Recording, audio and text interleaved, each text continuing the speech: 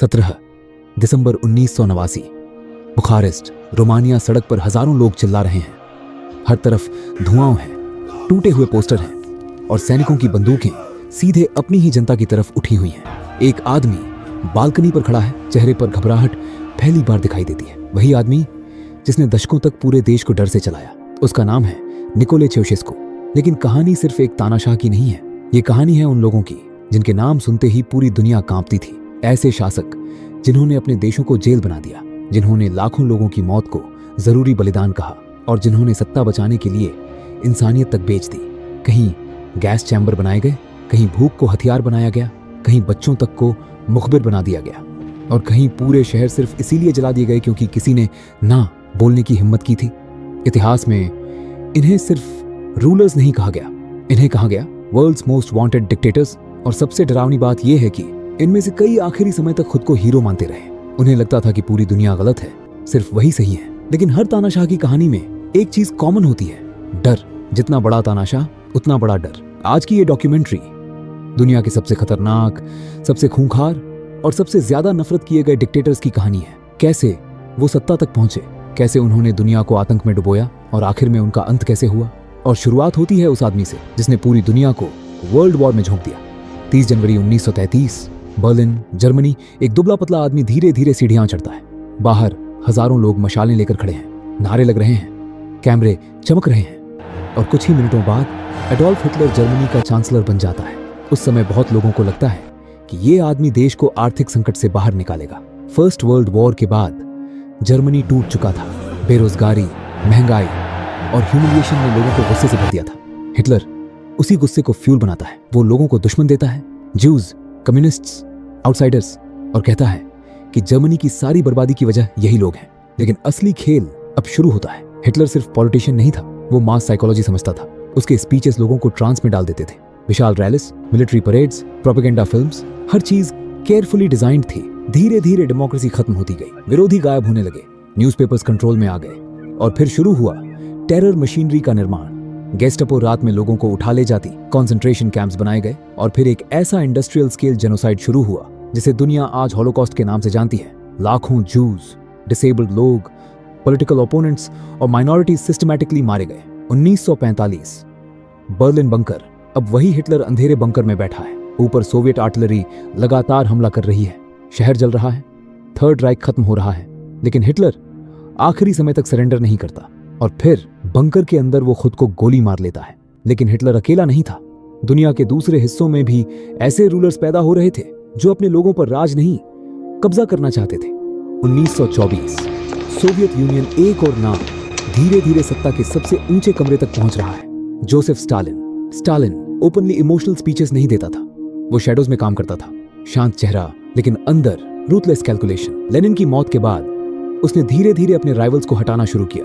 कुछ एग्जाइल भेजे गए, कुछ मिस्टीरियसली गायब हो गए और कुछ को पब्लिक ट्रायल्स में देशद्रोही घोषित कर गोली मार दी गई। स्टालिन ने फियर को सिस्टम बना दिया। सोवियत यूनियन में लोग अपने घरों में धीरे बोलते थे, बच्चे स्कूल में पेरेंट्स के खिलाफ रिपोर्ट करते थे। सीक्रेट पुलिस एनकेवीडी किसी को भी रात में उठा सकती थी। लाखों लोग सिबेरिया के लेबर कैंप्स यानी गुलाग्स में भेजे गए, जहां ठंड, भूख और टॉर्चर से लोग मरते रहे। लेकिन सबसे हॉररिंग चैप्टर अभी बाकी था। 1932 यूक्रेन अनाज फोर्सफुली कलेक्ट किया जा रहा है, गांवों को सील किया जा रहा है, खेतों से खाना तक उठा लिया गया और धीरे धीरे एक आर्टिफिशियल फेमाइन पैदा होता है। लाखों लोग भूख से मरते हैं। इतिहास इसे होलोडोमोर के नाम से याद करता है।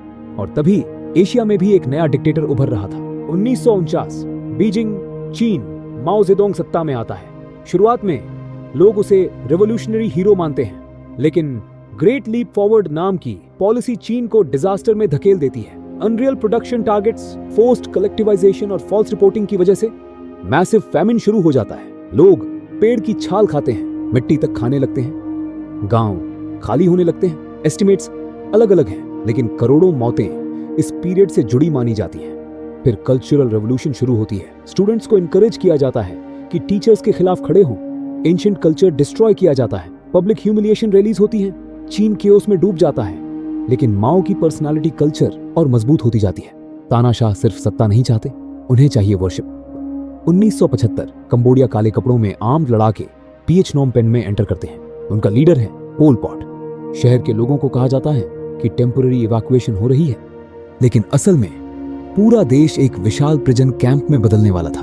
डॉक्टर्स, टीचर्स, एजुकेटेड लोग, यहां तक कि चश्मा पहनने वाले लोग भी सस्पेक्ट बन जाते हैं, क्योंकि पॉल पोर्ट का सपना था पूरी सोसाइटी को रीसेट करना। स्कूल्स बंद, मनी खत्म, रिलीजन बैंड, फैमिलीज अलग, और फिर शुरू होते हैं किलिंग फील्ड्स, खेतों में मास executions.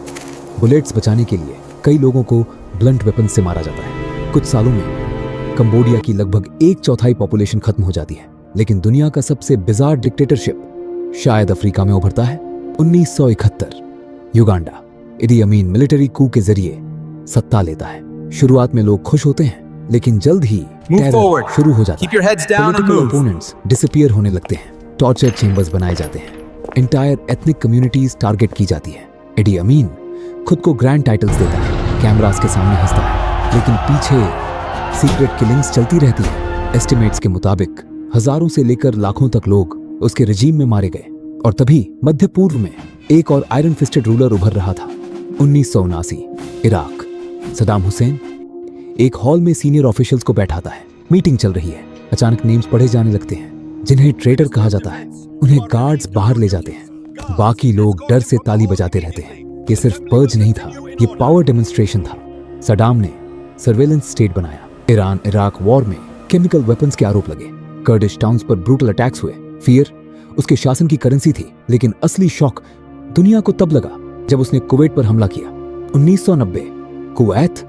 Iraqi tanks border cross करते हैं। पूरी दुनिया अचानक अलर्ट हो जाती है। ऑयल फील्ड्स, मिलिट्री अलायंसेस और ग्लोबल स्टेबिलिटी सब खतरे में पड़ जाते हैं। अमेरिका एलिड कोलिशन तैयार होती है और फिर ऑपरेशन डेजर्ट स्टॉर्म शुरू होता है। स्काई में क्रूज मिसाइल्स चमक रहे हैं। एंटी एयरक्राफ्ट फायर रात को दिन बना देता है। इराकी कमांड स्ट्रक्चर टूटने लगता है, लेकिन सदाम फिर भी खुद को विक्टोरियस लीडर बताता रहता है। तानाशाह अक्सर रियलिटी से डिस्कनेक्ट हो जाते हैं। इसी दौरान अफ्रीका में एक और नाम इंटरनेशनल वांटेड लिस्ट्स में तेजी से ऊपर जा रहा था, मुअम्मर गद्दाफी।